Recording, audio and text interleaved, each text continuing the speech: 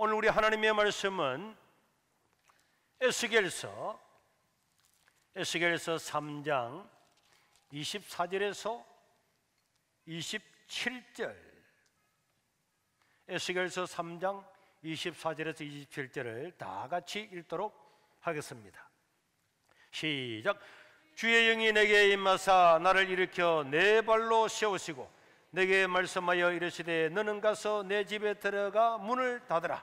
너 인자야 보라, 무리가 내 위에 줄을 놓아 너를 동령매리니 내가 그들 가운데서 나오지 못할 것이라. 내가 내 혀를 내 입 천장에 붙게 하여 내가 말 못하는 자가 되어 그들을 꾸짖는 자가 되지 못하게 하리니 그들은 패역한 족속임이니라. 그러나 내가 너와 말할 때에 내 입을 열리니 너는 그들에게 이르기를 주 여호와의 말씀이 이러하시다 하라. 들을 자는 들을 것이고 듣기 싫은 자는 듣지 아니하리니 그들은 반역하는 족속임이니라. 아멘. 자, 우리 하나님의 말씀을 보면은 참으로 놀라워요. 특별히 오늘 읽었던 이 에스겔이라고 하는 선지자는 선지자들 중에서도 아주 독특한 방법으로 하나님의 말씀을 전했던 사람이었습니다. 여러분, 이 에스겔은 예레미야보다도 한 15년 뒤에 태어난 하나님의 사람인데, 우리 도표를 보면은 이 도표 안에 바빌론이 유다를 쳐들어와서 1차, 2차, 3차로 잡아갑니다. 1차 침공을 했을 때에 유다가 항복을 하는 거죠. 나라가 완전히 망한 것은 아니고 항복을 합니다. 이때 다니엘을 포함해서 많은 왕족들이 포로로 잡혀가고, 그 다음에 그 뒤에 유다가 반역을 해요. 반역을 함으로 말미암아서 이 바빌론이 다시 침략을 해왔을 때에 2차로 포로로 잡혀갔던 사람이 오늘 본문에 나오는 에스겔 선지자입니다. 그리고 에스겔이 하나님 말씀을 전하고 난 다음에 11년이 지나고 난 다음에 유다는 완전히 반역을 하다가 멸망을 당해서 BC 586년에 유다라고 하는 나라는 지상에서 사라지게 되고, 예루살렘 성전도 무너지게 되고, 이제 이스라엘도 유다도 지상에서 사라지는 비운을 맞이하게 되었는데, 바로 이때에 1차 포로로 잡혀가고 난 다음에 유다는 바빌론 나라에 항복을 하지 않는 거죠. 예레미야 선지자는 여러분들이 그동안에 지었던 죄 때문에 이제는 이 나라는 망합니다. 여러분들이 지금이라도 회개하고, 이 바빌론은 하나님의 채찍입니다. 여기서 우리가 순종을 하고 우리가 마음을 새롭게 하고 회개하면은 하나님께서 우리에게 살 길을 주겠지만은, 지금 우리가 회개하지 아니하면은 이제는 바빌론의 영령이 잡혀가게 될 겁니다. 이렇게 말했지만은 왕도 백성도 그 말씀을 아무도 믿지 아니하고 오히려 예레미야를 핍박하고 죽이려고 하고 이렇게 했을 바로 그때에 바빌론이 다시 쳐들어옴으로 말미암아서 에스겔 선지자는 2차 포로 때에 잡혀갑니다. 다니엘 같은 사람은 바빌론 나라의 왕궁으로 잡혀갔지만은 에스겔은 백성들과 함께 그발 강가라고 하는 그 강가에서 노예와 같이 살아가는 그런 인생이 되었습니다. 그때 우리 하나님께서 이 에스겔을 잡혀가고 난 다음에 5년이 지나고 난 다음에 에스겔을 30살 때의 선지자로 불렀어요. 그래서 에스겔은요, 이제 포로로 잡혀가서 나라가 완전히 망하지는 않았습니다. 항복은 했지만 완전히 나라가 망하지 않아서 나라도 있고 형식되는 왕이 있었습니다. 그리고 바빌론 나라는 너희들은 조공을 바치면서 내 시키는 대로 해라 이렇게 하고 있는 바로 이때에 이 에스겔이 포로로 잡혀간 그 그발 강가에서 하나님의 말씀을 받아서 선지자가 되어서 나라가 완전히 멸망하기 전까지 여러분 지금이라도 우리가 회개하고 믿음으로 살아야 됩니다, 이렇게 외쳤어요. 그러다가 나중에 나라가 완전히 망하고 난 다음에는 에스겔은 그때부터 나머지 한 15년 정도까지는 우리가 완전히 망했지만은 예레미야 선지자가 말한 것처럼 우리는 회복될 겁니다. 다시 돌아갈 겁니다. 여러분 용기를 가지고 회개하고 믿음으로 살아야 됩니다. 이렇게 예루살렘 멸망을 중심으로 두고 멸망하기 전에는 회개해야 됩니다, 바로 살아야 됩니다 하면서 외쳤던 사람이고, 이제 나라가 망하고 난 다음에는 그 백성들한테 우리에게 완전히 절망밖에 없는 것처럼 보이지만 희망은 있습니다. 하나님 우리를 회복시켜 줄 겁니다. 지금이라도 우리가 믿음으로 삽시다. 이렇게 말씀을 전했던 사람이 에스겔 선지자였습니다. 그런데 여러분, 에스겔은 유다의 하나님의 파수꾼으로 부름을 받았어요. 그래서 에스겔서 3장 17절에 보면 이런 말씀이 있습니다. 인자야, 이거는 하나님께서 에스겔을 부르는 별명인데, 인자야, 내가 너를 이스라엘 족속의 파수꾼으로 세웠다. 너는 내 입의 말을 가지고 그들을 깨우치라. 그런데 이런 파수꾼이 뭡니까? 파수꾼은요, 성의 저 막루에서 적이 쳐들어오는가 안 쳐들어오는가 다 살펴보는 그 병사가 파수꾼이에요. 만약에 적이 쳐들어오면은 적이 쳐들어온다 이렇게 외치고, 이런 사람이 파수꾼이었죠. 그래서 에스겔 선지자는 나라가 망하기 바로 직전, 바로 몇 년을 앞두고 하나님께서 세웠던 파수꾼 선지자였는데, 그런데 에스겔이 외쳐도 예레미야가 외쳐도 아무도 그게 귀를 기울이지를 않았습니다. 그래서 우리 하나님은 에스겔에게는 지금까지 살아왔던 모든 선지자들보다는 독특한 방법으로 말씀을 전하도록 했는데, 보통 선지자는 자기가 알고 있는, 먼저 알았던 하나님의 말씀을 가지고 여러분 회개해야 됩니다, 이렇게 하세요, 저렇게 해서 말로서 주로 말을 했는데, 이 에스겔 선지자는 행동으로 하나님의 말씀을 전하는 선지자였습니다. 따라합시다. 몸으로 전하는 선지자, 행동으로 말하는 선지자. 그 사람이 누구였다고요? 에스겔이었어요. 왜 이렇게 했느냐? 말로는 듣지 않아서. 그래서 구약에는요, 특수한 경우에 하나님께서 선지자들 중에서 행동으로 하나님의 뜻을 전하는 선지자가 있기는 했습니다. 여러분, 구약에 나오는 호시아 선지자는 참 믿음으로 살아가는 신실한 선지자였는데도 불구하고 하나님께서 호시아한테 말합니다. 너는 창녀를 데려와서 너희 아내를 삼아라. 하나님, 정숙한 처녀도 아니고 창녀란요, 창녀를 데려와라. 그런데 에스겔은 하나님의 말씀을 듣고 창녀를 데려와서 결혼하고 사는데 아기를 낳았는데도 외도하고 집을 나갑니다. 또 돈을 주고 데려오면 또 나갑니다. 이런 걸 통해서 에스겔 선지자가 얼마나 마음이 상하는 것을 바라보면서 하나님을 떠난 이스라엘을 에스겔 선지자 인생을 통해서 나타낸 적이 있었어요. 또 여러분, 우리가 잘 알고 있는 대선지자 이사야는 이사야서 20장 3, 4절에 보면은 하나님께서 이사야야, 너는 지금부터 3년 동안 벗은 몸으로 다니라. 그래서 이 이사야 선지자는 3년 동안 벌거벗은 모습으로 백성들 가운데 다녔습니다. 그러니까 여러분, 장성한 남자가 벌거벗은 몸으로 다닙니다.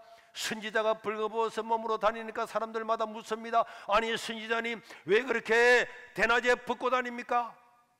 이건 바로 우리가 벗은 몸으로 잡혀갈 그런 모든 것들을 보여주고 있음에도 불구하고 그 사람들은 이사야의 이야기를 듣지 아니하고 결국은 듣기 싫다고 톱으로 잘라서 죽여버렸어요. 예레미야도 여러분, 하나님 말씀을 많이 증했지만은 어떤 데는 소의 멍에 있잖아요. 소의 멍에를 팍 쥐고 또 다닙니다. 그래서 사람들이 묻습니다. 아니, 선지자님 왜 멍에를 메고 다닙니까?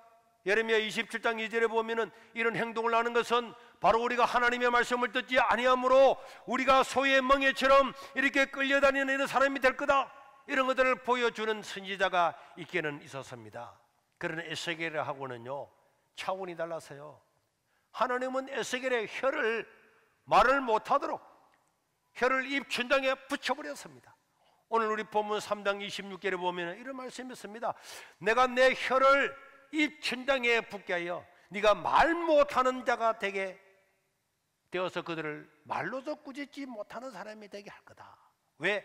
아무리 말로서 선지자가 외치도 말을 듣지 아니하니까 하나님은 에스겔 선지자에게는 말하고자 하면은 그 입을 천장에 붙여버려 가지고 말이 안 나와.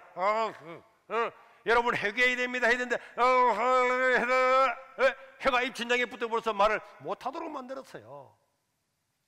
왜냐니까 멸망이 눈앞에 왔는데도 불구하고 이스라엘 백성들은 깨닫지를 못했어요. 선지자의 말을 받아들이지 않았습니다. 그래서 하나님은 에스겔한테 이야기를 했습니다. 에스겔아, 너는 너의 집 앞에 큰 토판을 만들어라. 진흙으로 이렇게 토판을 만들어서 성을 만들고 거기다가 사다리를 만들고 공성기계를 가지고 바벨론에 쳐들어와서 막 공격하는 이런 모습, 그런 모습들을 만들어라. 그래서 이 에스겔서 4장부터 보면요, 이런 모습들이 다 나와 있어요. 그래서 에스겔은 날마다 토판을 만들어서 막 예루살렘 성이 멸망해 가는 그런 것들을 막 그리고 모형도로 다 보여줍니다. 말은 하지 못하고 모형도로 봅니다. 그래서 성이 함락하는 것을 보여주는 거예요. 그럼에도 불구하고 그 선지자의 말을 듣는 사람이 없었습니다. 심지어 하나님은 에스겔한테 말하기를, 에스겔아, 너는 자로 누워라. 제가 사실은 여기 안 누워도 되는데 에스겔을 생각하면 한번 누워봐야죠. 여러분, 좌우로 뭐로 누웠습니다. 자, 보세요. 좌우로 이렇게 에스겔이 누웠는데 이래가지고 며칠을 있었다고요? 이래가지고 390일을 에스겔이 누워 있었어요. 매일 밥을 똥으로 밥을 해먹고, 불이 없어서 나무가 없어서 똥을 가지고 인분으로 밥을 해먹고, 그리고는 매일 아침부터 저녁까지 밤새도록 이 왼쪽으로 390일을 누워 있었어요. 지나가는 모든 사람들이 물었습니다. 왜 누워 있습니까? 390일, 1년은 넘는 시간 동안에 에스겔은 누워서 지금까지 이스라엘 백성들이 북쪽 이스라엘에 지었던 죄를 390년을 1년을 하루를 쳐서 이렇게 누워서 나중에는 몸이 저리고 욕창이 날 만큼 완전히 먼지를 따져벗고 바보가 될 만큼 그렇게 자기 몸으로 누워서 이스라엘의 죄악을 담당을 하고, 나머지 또 오른쪽으로 누워서 유다가 지었던 죄 40일 동안에 누워서 그렇게 온몸이 문드러질 만큼 그렇게 누워서 나라를 생각하고 나라의 민족의 죄악을 자기가 짊어지면서 그렇게 눈물을 흘리면서 왼쪽으로 390일, 오른쪽으로 40일, 이렇게 1년이 훨씬 넘는 세월 동안에 그 먼지를 덮어서면서 누워서 민족의 죄악을 담당하는 이런 일들을 하도록 하나님이 시키신 겁니다.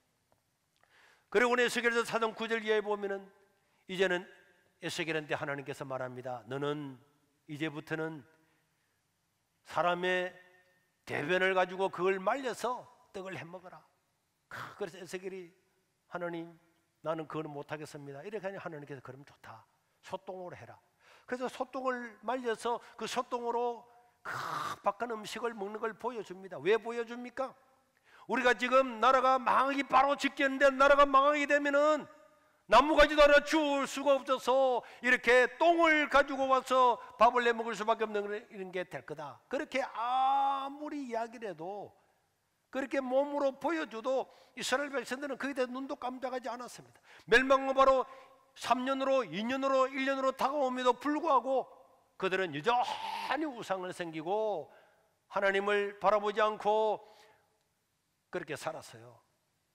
그래서 하나님은, 에스겔아, 너의 머리를 수염을 다 깎아라. 그래서 3분의 1을 밖에서 날리고 집에서 날리고 다 날리라. 백성들이 보는 가운데서. 그러면서 이렇게 날리면서 결국 우리 민족이 칼날에 3분의 1이 죽고 기근으로 3분의 1이 죽고 3분의 1은 포로로 잡혀가서 나라가 망할 거다, 이런 것을 그렇게 이야기했지만 모든 사람들은 농담으로 코웃음으로 지났습니다. 그래도 말을 듣지 않을 때 우리 하나님께서 에스겔한테 마지막으로 또 이야기합니다. 에스겔아, 너의 최고 사랑하는 게 뭐냐? 내가 최고 사랑하는 건 나의 아내입니다. 내가 너의 가장 사랑하는 자를 칠 것이다. 너의 사랑하는 자를 치겠지만은 너는 눈물을 흘리거나 흐느끼거나 슬퍼하지를 말아라. 그래서 이때는 하나님께서 입에 말을 주었어요. 그래서 사람들한테 그 이야기를 다 하고 난 다음에 그날 저녁이 됐더니 자기의 사랑한 아내가 죽어버렸습니다. 죽었음에도 불구하고 에스겔은 눈물 한 방울 흘리지 못하고 흐느끼지 못하고 얼굴도 슬픈 표정을 지을 수 없이 그 시간을 지났습니다. 왜냐? 너희가 나라가 망하고 나면은 너희의 사랑하는 아들이 죽어도, 사랑하는 아내가 죽어도, 누가 죽어도 눈물 흘릴 수 없는 그런 나라의 포로가 될 거다. 이런 것들을 에스겔은 자기의 일생의 몸을 통해서 다 보여주었어요. 그래서 에스겔이라고 하는 사람은요, 자기가 선지자로 부름을 받고 한 23년 동안 이 말씀을 전했습니다. 예루살렘 멸망하기 한 5년에서 7년 정도 멸망하고 난 다음에 나머지 짓을 전하면서 에스겔은요, 자기 몸으로 사람이 당할 수 있는 모든 고통을 당했어요. 이런 고통을, 육체적인 고통을 당하고 아내가 죽음을 당하고, 그러면서도 백성들한테 누구 하나 인정을 받지 못하고 살았던 사람이 에스겔이었습니다. 말로 듣지 않을 때 하나님께서 선지자의 행동을 통해서 말씀을 해 주었습니다. 여러분, 우리는 하나님께서 왜 이런 일을 시켰는가?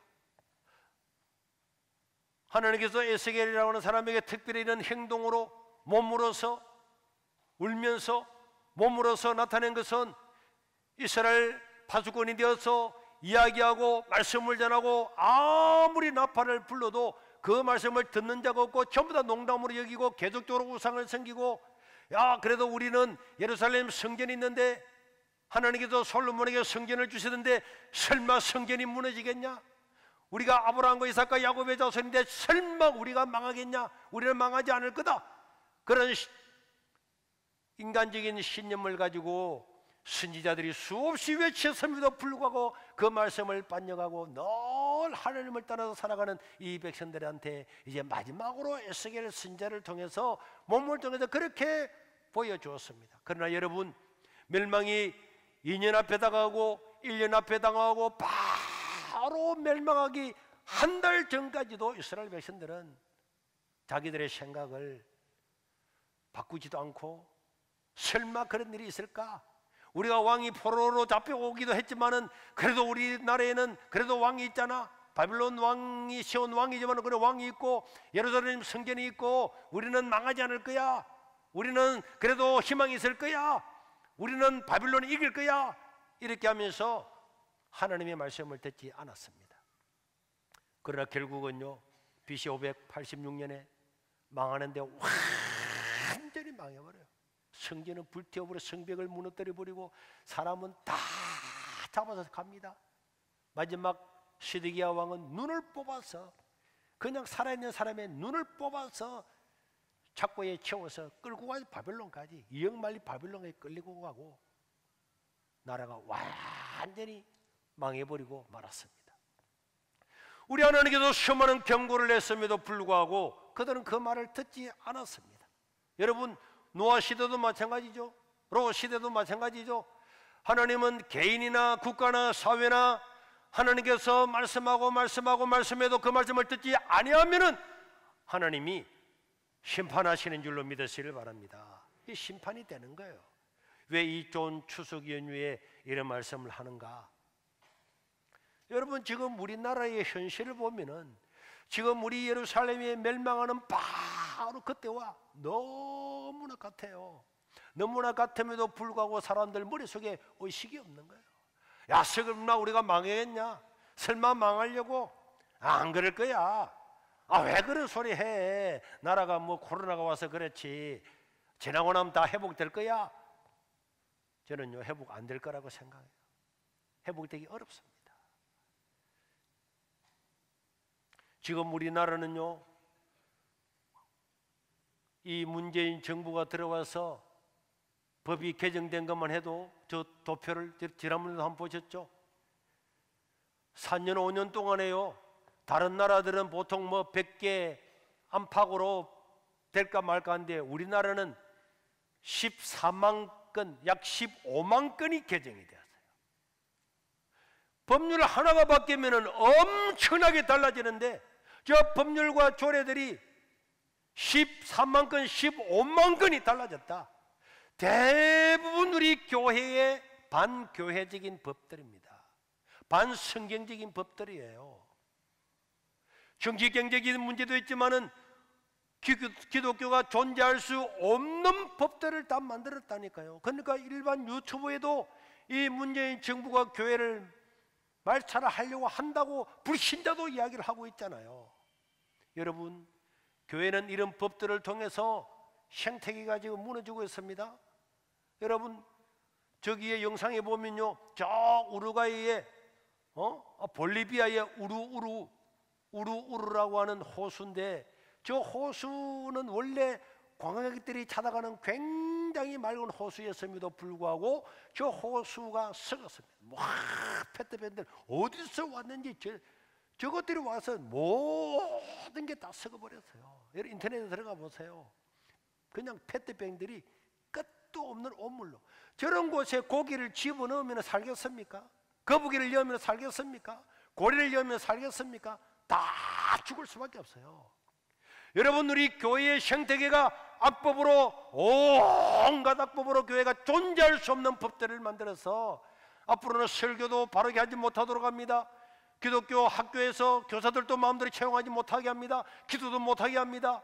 여러분, 교회 어린이집, 교회 유치원에서 예배도 못 드리게 합니다. 모든 법들이 다 나와 있습니다. 이제는 전도도 길거리에서 못합니다. 전도하면 바로 고발당합니다. 이런 시대에서 여러분, 이런 시대에서 복음이 살겠습니까? 개척교회 하면 개척교회 되겠습니까? 이렇게 교회가 다 망해가고 있음에도 불구하고 이런 걸 느끼지 못하고 오히려 불 꺼진 교회가 더 아름답다. 여러분, 교회가 불 다 꺼지고 코로나로 교회 문 닫은 것이 너무너무 아름답다고 이렇게 하는데 거기에 댓글에 맞다고 하는 이게 정상입니까? 이런 것을 보면서도 우리가 회개하고 우리가 살아왔던 것들에 대해서 반성하고 교회가 새로워지지 않는다면 예루살렘이 멸망했던 것처럼 그렇게 믿고 설마 했던 것들이 무너지는 날이 올 수밖에 없는데요. 한번 망하고 나면은 회복은 너무 어렵습니다. 왜 하나님께서 에스겔한테 몸으로 이렇게 말을 하라고 그랬습니까? 왜 몸으로 벙어리가 되어서 몸으로 그렇게 하라고 그랬습니까? 이 일이 이루어지고 난 다음에 이것은 우연히 된 것이 아니고 바벨론에게 멸망한 것은 우연히 된 것이 아니고 하나님께서 선지자들에게 보여주신 그대로다. 너희들이 지금이라도 회개하라고 하기 위해서 알려준 겁니다. 그래서 BC 586년에 유다가 망하고 성전은 불타고 다 무너졌습니다. 그때야 그 포로로 잡혀갔던 사람들은 그때 눈물을 흘리면서 와, 이럴 줄 몰랐다. 예루살렘 성전이 무너지다니. 아브라함과 이삭과 야곱, 하나님께서 주신 그 가나안 땅에서 우리가 포로로 잡혀오고 우리의 중심인, 신앙의 중심인 예루살렘 성전이 무너질 줄 몰랐다고 그 사람들이 거기서 고통하는 거죠. 그 비애를 적은 것이 시편 137편인데 137편 1절에서 보면은 우리가 바벨론의 여러 강변에 앉아서 시온이 어딥니까? 시온이 바로 예루살렘의 원래 이름이잖아요. 시온을 기억하며 울었도다. 그렇게 말을 해도 믿지 않던 사람들이 포로로 잡혀와서야 그 시온을 기억을 하면서 울었다고 이야기했습니다. 그 중에 버드나무에 우리가 우리의 수금을 걸었나니 이는 우리를 사로잡은 자가 거기에서 우리에게 노래를 청하며 우리를 황폐한 자가 기쁨을 청하고 자기들을 위하여 시온의 노래 중 하나를 노래하라 하미로다. 그 사람들은 노예로 일하러 가면서도 그 버드나무에 수금을 걸었습니다. 왜냐? 그 감독하는 바빌론에 있는 사람들이 야, 너가 예루살렘에서 하나님을 찬양 노래했다며 노래 일발 장전 하면은 포로로 잡혀갔던 사람들이 거기서 시편을 노래하는 거예요. 원수 앞에서 노래를 하는 거예요. 제가 군대 갔는데 예배 드리다가 이래 맞고 저래 맞고 다 이렇게 맞고 난 다음에 야, 이 자식아, 너 찬송한 거 해봐봐. 찬송할 수 있습니까? 그런데 이 포로로 잡혀갔던 사람들이 이제는 하나님을 성전에서 예배하는 찬양이 아니라 그 원수들 앞에서 노락거리로 하나님을 찬양했던 그 찬양이 원수들의 노래거리로 할 때에 그들은 거기서 눈물을 흘릴 수밖에 없었다고 이야기를 하고 있습니다. 하나님은 그곳 백성들에게, 에스겔한테 다시 말씀을 주어서 너는 이제 유다의 회복에 관해서 말씀을 전해라. 그래서 에스겔서 1장 3절에 보면은 갈대아 땅, 갈대아가 바빌론이죠. 바빌론 땅 그발 강가에서, 바로 시편 앞에서 말했던 그 그발 강가, 에스겔에서도 바로 그 그발 강가에서 여호와의 말씀이 에스겔한테 임한 겁니다. 그러고 난 다음에 나라가 망했고 난 다음에 하나님께서는 에스겔한테는 새로운 환상을 주었어요.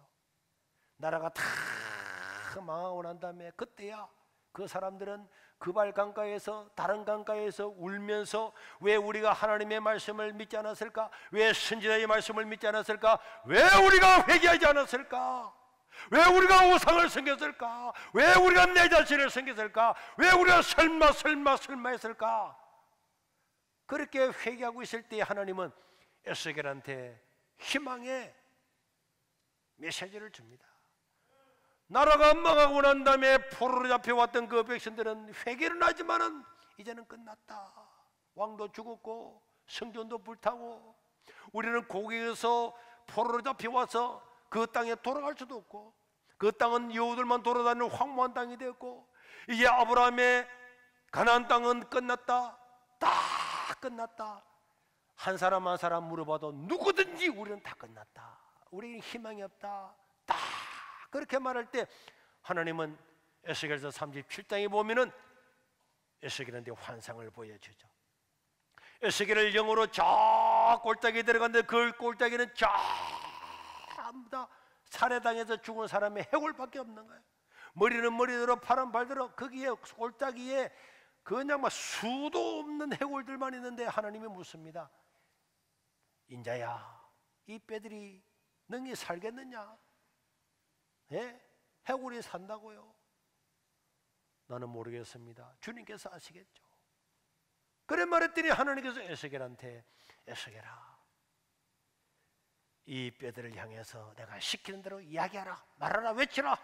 그래서 막 외치니까 이 해골들이 오두두두두 붙어가지고 사람이 되는 거예요. 그리고 막 살이 붙는 거예요. 힘줄이 붙는 거예요. 인대가 붙는 거예요. 큰 군대가 되는 환상을 보여주었습니다. 그래서 에스겔은 희망이 완전히 0.00000000%밖에 없는 해골대가 된 우리 유다지만은 하나님의 권능으로 회복시켜 주시겠구나. 그래서 그 백성들한테, 절망하는 백성들한테 에스겔은 마지막 죽을 때까지 우리에게는 희망이 있습니다. 하나님이 해골 같은 우리를 회복시켜 줄 겁니다. 그 다 외치다가 결국은 여러분 예레미야의 선지자의 이야기대로 잡혀온 지 70년 만에 다시 돌아가는 기적이 일어나게 되었습니다.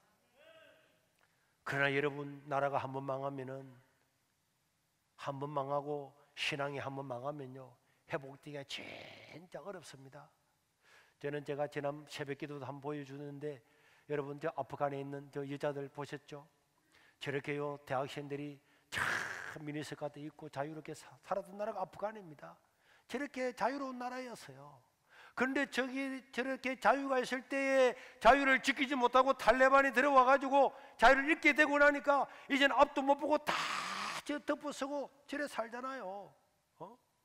밖에도 못 나가고 이제는 뭐 근성징악부를 내가지고 여자가 가는데 발목만 보여도 죽여버리잖아요. 여자가 보였다고. 나는 그것도 웃겨. 남자 지가 안 봐야지 왜 여자 보고 다 죽이는 거야. 그래서 죽기로 가가고 항의하고 데모하지만은 이미 저거는요 돌이키기가 어려운 거예요.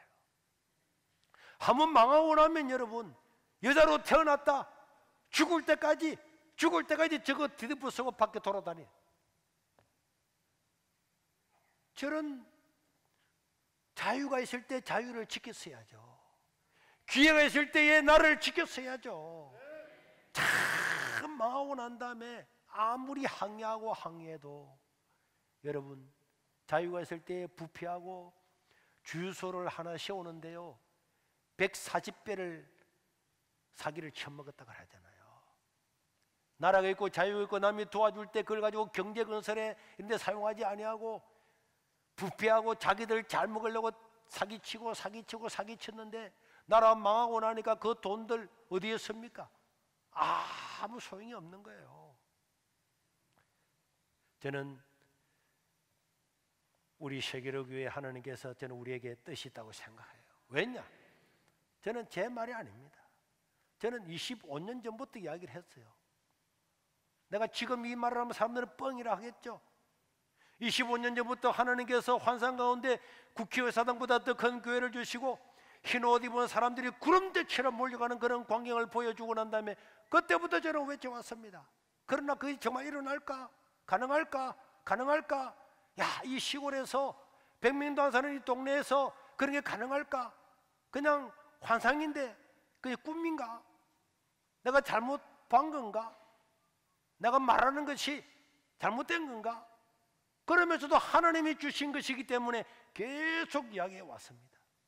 그런데 오늘 하나님께서는 상상할 수 없는 것들을 이 교회에 이루어 주었습니다.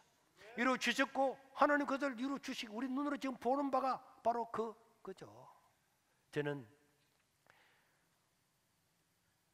모르죠.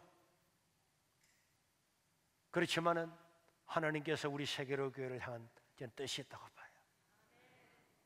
하나님께서 그 일을 이루실 겁니다. 저 가덕 비전 센터를 우리가 지어서 망해가는 이 교회를 세우고 새로운 지도자들을 세워서 새롭게 해야 되겠다.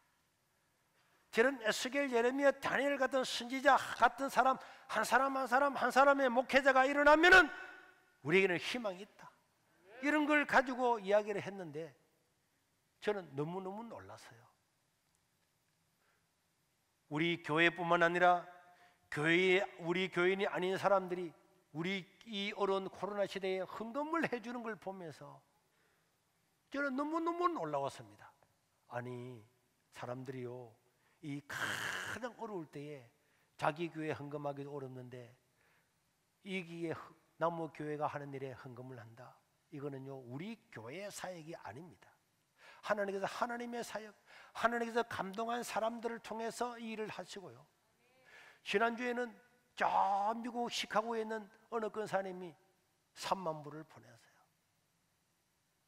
목사님의 그 내용을 보고 유튜브를 보고 너무 감동을 받고 울면서 이것을 보낸다고. 또 지난주에 일본에 있는 자그마한 어느 순복음교회에서 늘 우리 교회 유튜브를 시청을 하고 교인들과 같이 공유를 하고 있던 그 교회에서 이걸 보면서 헌금을 내서 작은 교회지만은 몇백만 원을 헌금을 내서 보내준 걸 보면서 저는 제 마음의 어떤 징조, 하나님이 감동된 사람들을 뽑아서 이 일을 시키겠구나, 하시는구나. 저는 그걸 느낄 수밖에 없어요. 하나님이 하시는 일을 정말 그 일을 이룰 수 있을까? 가능할까? 했는데 하나님께서 첫날부터 감동하는 사람들을 통해서 이 일을 이루고 있는 걸 볼 때에 우리에게는 우리 교회 규모가 큰 규모는 아니고 도시에 비하면 약하고 이 부산 끝쪽 이곳이지만은 우리는 에스겔 같은 마음, 다니엘 같은 사람, 예레미야 같은 마음으로 나라와 교회를 생각하고 살아가면서 기도하면은 그발강과 같은 그곳에서도 하나님의 말씀을 전하고 나를 회복하고 할 수 있는 원동력을 일으키는 그런 교회가 될 줄로 믿습니다. 우리는 이 어렵고 고통스럽고 또 이런 수많은 정치적으로 악법들을 재생산해 나면서 교회를 압박을 하고 그냥 교회를 멸절시키고자 하는 저런 사람들 앞에서 우리의 자녀들의 신앙 교육을 위해서 힘을 써야 돼요. 그래서 우리는 국제수고로는 매일 예배를 드린다. 매일 하나님 말씀을 예배를 드리고 공부를 해요. 우리 어린이집에도 우리 세이지도 다 방과후학교도 마찬가지입니다. 하루에 660명이 등교를 해서 이렇게 어린 나이부터 믿음으로 살아 교육을 시켜야 돼요. 또 우리 어린 자녀들이 이렇게 예배 자리에 참석해서 함께 예배하고 하나님께 기도하면서 저는 이들 가운데서 바로 미래 세대를 책임질 사람들이 우죽순으로 생겨날 걸로 믿습니다.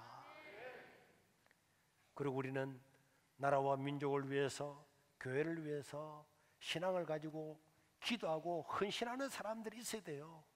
저는 오늘 아침에 새벽에 깨어서도 정말 여러분, 이승만 대통령 같은 이런 사람이 일어나야 됩니다.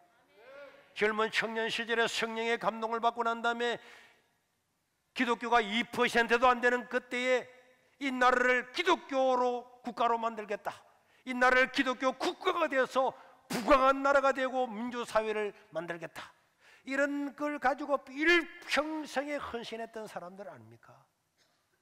그리고 우리나라같이 힘없는 나라, 이 나라가 살 길은 외교밖에 없다.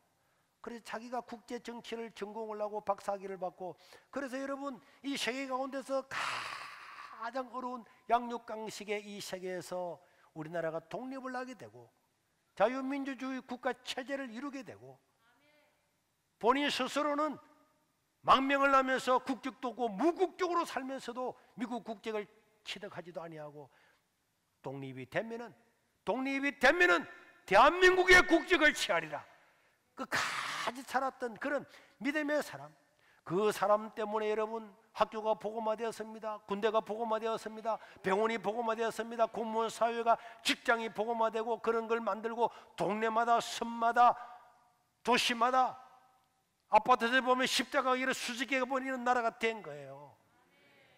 오늘 우리나라에도 이런 예레미야처럼 에스겔처럼 다니엘처럼 민족과 조국과 교회를 위해서 몸으로 울고 인생으로 울고 한문으로 울고 헌신할 그런 사람이 있어야 우리나라에는 희망이 있습니다. 여러분 곧 보십시오. 교회는요, 예레미야가 이야기했던 것처럼, 에스겔이 이야기했던 것처럼, 예루살렘 성이 무너지는 것처럼 엄청난 파국가 다가올 겁니다. 우리가 개인적으로도 사회적으로도 교회적으로도 국가적으로도 정신을 바짝 차려야지. 참나 먹고 사는 데만 신앙을 가지고 있습니다. 먹고 살만하면은 복음 위해서 헌신하고 믿음으로 살아야 되는데도 불구하고 여러분, 우리의 생각과 우리의 마음이 어디에 있습니까? 이 멸망을 앞두고 있는 이스라엘 백성들과 다를 바가 하나도 없는 겁니다. 여러분, 고위직들은 나라가 망하면은 바벨론에 붙여서 살고, 나라가 성하면은 백성들의 피땀을 빼앗아 먹고 살고, 잘 사는 사람들은 이렇게 되나 저렇게 되나 걱정할 거 없는 거죠. 뭐 이 야당들도 보세요. 야당들 국회의원들요, 그 사람 다 우습습니다. 정권이요 가져오지 못해도 국회의원 계속 하잖아. 월급 계속 나오잖아요. 오를 거 하나도 없습니다. 잘 사는 사람은 다 걱정할 거 없어요. 교회도 마찬가지잖아요. 이 재난기금 이런 것도 마찬가지죠. 자영업자들이 자살하고 다 죽는데요, 표를 위해서 다 같이 다 갈라먹자. 여러분, 대기업 사람들은 월급 다 받습니다. 공무원도 월급 다 받습니다. 그런 사람한테 돈을 왜 더 줍니까? 가난한 어려운 사람들, 청년들한테 몰아서 더 줘야 될 건데 다 똑같이 갈라먹고 나라 망하 이래도 그냥 표 때문에 다 그렇게 하고 있잖아요. 전부 다 자기 중심으로 살아가지 나라와 민족을 위해서 지금 살아가지를 생각을 안 하잖아요. 헌신할 생각을 안 하잖아요.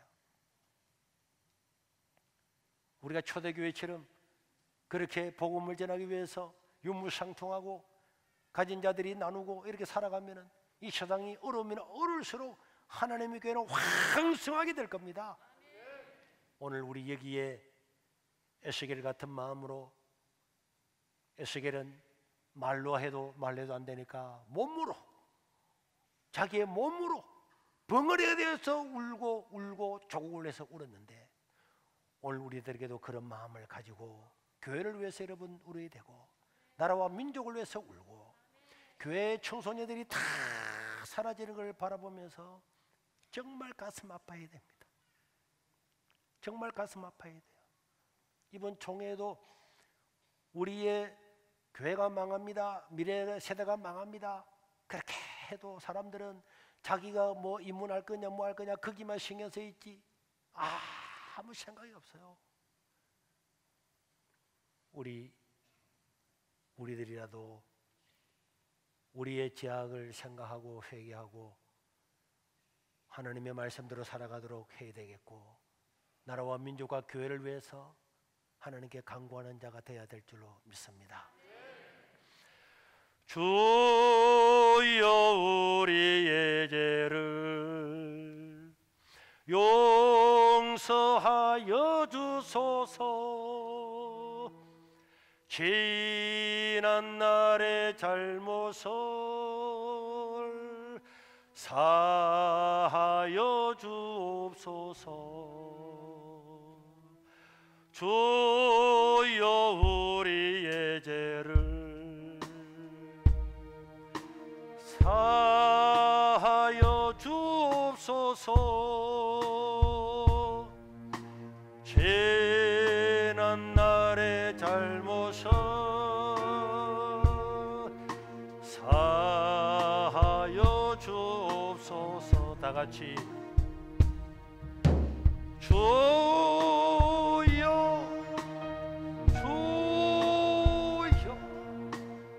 나의 죄를 위하여 주여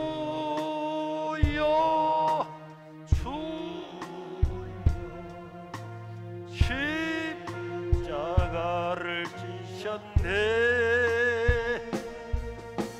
주님 가신 그 길을 나도 걸어야 하네. 주님 가신 그 길을 나도 걸어야 하네. 우리 다 같이 기도하겠습니다. 우리는